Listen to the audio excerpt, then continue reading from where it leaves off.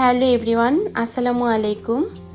ঈদ মোবারক। সবাইকে ঈদের অনেক অনেক শুভেচ্ছা। আজকে 3 দিন পরে আমি মনে হয় আসলাম আপনাদের সাথে কথা বলতে। এই কয়দিন হচ্ছে আমি নিজের মতো করে ঘোরাফেরা, খাওয়া দাওয়া এবং ফ্যামিলির সাথে টাইম স্পেন্ড করেছি। সো ফোন হাতে নেওয়ার আসলে একদমই টাইম পাইনি। আজকে শেয়ার করছি আপনাদের সাথে আমার ঈদের দিনের খাবারের আয়োজন। প্রত্যেক ঈদেই দেখা যায় ঘুরে ফিরে আমার বাসায় আমি এই আইটেমগুলোই রান্না করি। এর বাইরে হয়তো কিছু জিনিস ইনক্লুড হয়, বাট এই খাবারগুলোর কোনো মিস নেই, এগুলো রান্না করতেই হয়।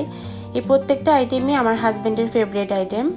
সো ঈদের দিনে আমার বাসায় রান্না হয়েছিল pulao, chicken roast, beef rezala, beef shami kebab, চিংড়ি মাছ ভুনা, ডিমের কোরমা, আর এখানে সাসলিক আমি সার্ভ করিনি, বাট সাসলিকও ছিল, ভুলে গিয়েছিলাম সার্ভ করতে।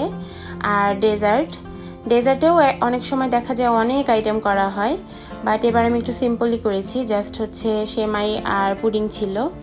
আমার মনে হয় প্রত্যেকের বাসায় আসলে একটা সিস্টেম বা একটা প্যাটার্ন থাকে।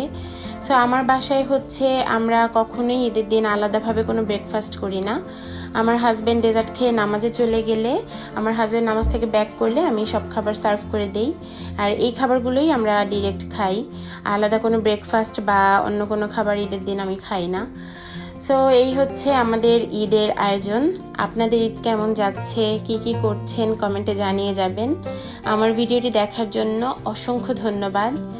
আর আমার পাশে এভাবে থাকবেন এটাই আশা করি। ধন্যবাদ।